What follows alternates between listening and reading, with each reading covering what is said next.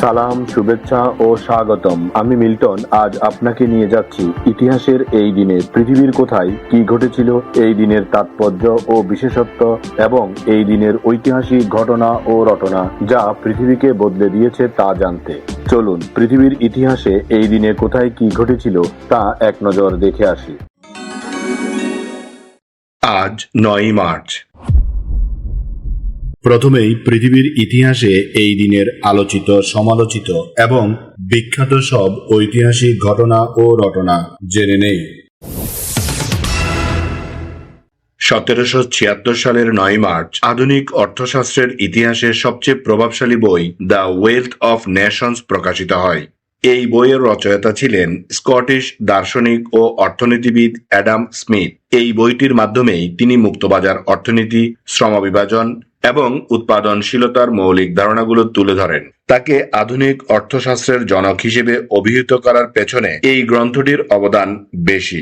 এই গ্রন্থটি আজও বিশ্ব অর্থনীতির নীতি নির্ধারণে একটি আকর গ্রন্থ হিসেবে বিবেচিত হয়। 1918 সালের 9 মার্চ রাশিয়া তার দীর্ঘকালীন রাজধানী পেট্রোগ্রাদ, যা বর্তমানে সেন্ট পিটার্সবার্গ, সেখান থেকে সরিয়ে মস্কোতে স্থানান্তর করে। প্রথম বিশ্বযুদ্ধ এবং রুশ বিপ্লব পরবর্তী অস্থির সময়ে পেট্রোগ্রাদ ভৌগোলিকভাবে আক্রমণের মুখে পড়ার আশঙ্কা তৈরি হওয়ায় এই সিদ্ধান্ত নেওয়া হয়েছিল। বলশেভিক নেতা ভ্লাদিমির লেনিনের নেতৃত্বে এই পরিবর্তনের মাধ্যমে মস্কো আবারও রাশিয়ার রাজনৈতিক ও প্রশাসনিক কেন্দ্রে পরিণত হয়। 1961 সালের 9 মার্চ মহাকাশ গবেষণার ইতিহাসে একটি রোমাঞ্চকর দিন। এই দিন সোভিয়েত ইউনিয়ন তাদের স্পুটনিক 9 নভোযানের মাধ্যমে মহাকাশে একটি কুকুর প্রেরণ করেন। তবে এখানে একটি তথ্য সংশোধনের প্রয়োজন। ইতিহাস অনুযায়ী মহাকাশে যাওয়া প্রথম কুকুরটি ছিল লাইকা, যে 1957 সালে স্পুটনিক 2 মিশনে গিয়েছিল। 1961 সালের এই দিনে স্পুটনিক 9 মিশনে মহাকাশে পাঠানো কুকুরটির নাম ছিল চেরনুশকা। এই মিশনটি ছিল অত্যন্ত গুরুত্বপূর্ণ, কারণ এটি মানুষের মহাকাশ যাত্রার ঠিক আগের ধাপের মহড়া ছিল। এবার জেনে নেই এই দিনে জন্ম নেওয়া কিছু কিংবদন্তি ও অসাধারণ মানুষের কথা। বাংলাদেশের সাবেক রাষ্ট্রপতি এবং বরেণ্য রাজনীতিবিদ জিল্লুর রহমান 1929 সালের 9 মার্চ কিশোরগঞ্জের ভৈরবে জন্মগ্রহণ করেন। তিনি ছিলেন বাংলাদেশের স্বাধীনতার অন্যতম সংগঠক এবং আওয়ামী লীগের দুঃসময়ের কাণ্ডারি। বঙ্গবন্ধুর ঘনিষ্ঠ সহযোগী হিসেবে তিনি ভাষা আন্দোলন থেকে শুরু করে মহান মুক্তিযুদ্ধে সক্রিয় ভূমিকা পালন করেন। 2009 সালে তিনি বাংলাদেশের 19তম রাষ্ট্রপতি হিসেবে শপথ গ্রহণ করেন। তার শালীনতা, ধৈর্য এবং রাজনৈতিক বিচক্ষণতা তাকে দলমত নির্বিশেষে সবার কাছে শ্রদ্ধার পাত্র হিসেবে গড়ে তুলেছিল। বাংলাদেশের প্রথিতযশা চিত্রশিল্পী কাইয়ুম চৌধুরী 1934 সালের 9 মার্চ ফেনীতে জন্মগ্রহণ করেন। তিনি ছিলেন বাংলাদেশের আধুনিক শিল্পকলা আন্দোলনের অন্যতম পথিকৃৎ। তার তুলিতে ফুটে উঠত বাংলার লোকজ মোটিভ, নৌকা, নদী আর অবারিত প্রকৃতি। চিত্রকলার পাশাপাশি বইয়ের প্রচ্ছদ, অলঙ্কন এবং লেটারিংয়ে তিনি এক অনন্য ধারা তৈরি করেছিলেন। তার শিল্পকর্মের সমাজ সচেতনতা এবং নান্দনিকতার এক অপূর্ব সমন্বয় দেখা যায়। 1986 সালে তিনি 21 পদক এবং 1999 সালে তিনি স্বাধীনতা পদকে ভূষিত হন। ইতিহাসের প্রথম মহাকাশচারী ইউরি গ্যাগারিন 1934 সালের 9 মার্চ রাশিয়ায় জন্মগ্রহণ করেন। 1961 সালের 12 এপ্রিল তিনি বোস্টক 1 নভোযানে চড়ে পৃথিবীকে প্রদক্ষিণ করেন এবং মানব ইতিহাসের প্রথম মানুষ হিসেবে মহাকাশে যাওয়ার অনন্য গৌরব অর্জন করেন।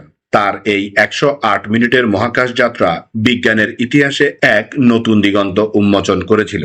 মাত্র 34 বছর বয়সে এক বিমান দুর্ঘটনায় এই অকুতোভয় বীর প্রাণ হারান। তবে মহাকাশ গবেষণার ইতিহাসে তার নাম চিরস্মরণীয় হয়ে আছে। বিশিষ্ট পদার্থবিজ্ঞানী তাকাকি কাজিটা 1959 সালের 9 মার্চ জাপানে জন্মগ্রহণ করেন। তিনি নিউট্রিনো কণার দোলন বা অসিলেশন আবিষ্কারের জন্য পরিচিত, যা প্রমাণ করে যে নিউট্রিনো কণার ভর বা ওজন আছে। তার এই বৈপ্লবিক গবেষণার মাধ্যমে কণা পদার্থবিজ্ঞানে দীর্ঘদিনের অনেক অমীমাংসিত রহস্যের সমাধান হয়। এই অসামান্য অবদানের জন্য তিনি 2015 সালে যৌথভাবে পদার্থবিজ্ঞানে নোবেল পুরস্কার লাভ করেন। বর্তমানে তিনি মহাবিশ্বের মৌলিক গঠন বুঝতে কাজ করে যাচ্ছেন। স্মরণ করছি এই দিনে চলে যাওয়া কিছু কিংবদন্তি ও অসাধারণ মানুষের কথা। ড্যানিশ বিজ্ঞানী হান্স ক্রিস্টিয়ান অরস্টেড 1851 সালের 9 মার্চ মৃত্যুবরণ করেন। তিনি বিজ্ঞান ইতিহাসের অন্যতম শ্রেষ্ঠ আবিষ্কারক, যিনি প্রমাণ করেছিলেন যে বিদ্যুৎ ও চৌম্বক তত্ত্বের মধ্যে এক গভীর সম্পর্ক রয়েছে। 1820 সালে তার সেই বিখ্যাত পরীক্ষা, যেখানে তিনি দেখান যে একটি পরিবাহী তারের মধ্য দিয়ে বিদ্যুৎ প্রবাহিত হলে পাশের কম্পাস শলাকাটি বিচ্যুত হয়, যা তড়িৎ চৌম্বক তত্ত্ব বিজ্ঞানের ভিত্তি স্থাপন করেছিল। এছাড়াও তিনি 1825 সালে প্রথম রসায়নবিদ হিসেবে অ্যালুমিনিয়াম নিষ্কাশন করেন। তার সম্মানে চৌম্বক ক্ষেত্রের একককে অরস্টেড নাম দেওয়া হয়েছে। মার্কিন শরীরবিজ্ঞানী আল উরবার সাদারল্যান্ড জুনিয়র 1974 সালের 9 মার্চ মৃত্যুবরণ করেন। তিনি কোষের ভেতরে হরমোন কিভাবে কাজ করে তা আবিষ্কারের জন্য পরিচিত। তার সবচেয়ে বড় অবদান হল সেকেন্ডারি মেসেঞ্জার নামক এক বিশেষ জৈব রাসায়নিক প্রক্রিয়ার ধারণা দেওয়া। এই অসামান্য গবেষণার মাধ্যমে চিকিৎসা বিজ্ঞানে এক নতুন দুয়ার খুলে যায়, যার স্বীকৃতিস্বরূপ 1971 সালে তিনি চিকিৎসা বিজ্ঞানে নোবেল পুরস্কার লাভ করেন। তার কাজগুলো ডায়াবেটিস সহ বিভিন্ন হরমোনজনিত রোগের চিকিৎসায় আজও মূল ভিত্তি হিসেবে কাজ করে। কিংবদন্তি অভিনেতা দেবিকা রানী চৌধুরী 1994 সালের 9 মার্চ মৃত্যুবরণ করেন। তাকে ভারতীয় সিনেমার first lady of Indian screen বলা হয়। 1930-এর দশকে যখন রক্ষণশীল সমাজের নারীদের অভিনয় করা ছিল প্রায় অকল্পনীয়, তখন তিনি নিজের প্রতিভার জোরে রূপালী পর্দায় এক বিপ্লব ঘটিয়েছিলেন। তার অভিনীত অচ্যুত কন্যা ভারতের সামাজিক চলচ্চিত্রের ইতিহাসে এক মাইলফলক। তিনি কেবল একজন অভিনেত্রী ছিলেন না, বরং বিখ্যাত প্রযোজনা সংস্থা বোম্বে টকিজ প্রতিষ্ঠায় তার অগ্রণী ভূমিকা ছিল। ভারতের চলচ্চিত্রের সর্বোচ্চ সম্মান দাদাসাহেব ফালকে পুরস্কারের প্রথম প্রাপক ছিলেন এই মহিষী নারী। এই দিন আমাদের জীবনের ঐতিহাসিক, প্রাকৃতিক, শৈল্পিক, সাংস্কৃতিক, সাহিত্যিক, রাজনৈতিক, বিজ্ঞান গবেষণা, আন্দোলন, উৎসব, অর্জন, খেলাধুলা, সুখ দুঃখ, হাসি কান্না, আনন্দ বেদনা, পাওয়া না পাওয়া, মায়া মমতা, ভালোবাসায় ভরা সুখকর স্মৃতিময় একটি সুন্দর দিন।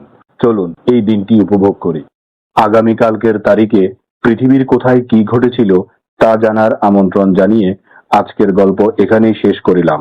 লাইক, শেয়ার আর সাবস্ক্রাইব করার দায়িত্ব আপনার। আমি শুধু বলিব, নিজের, পরিবারের, প্রতিবেশীর ও পরিবেশের যত্ন নিন। ধন্যবাদ। খোদা হাফেজ।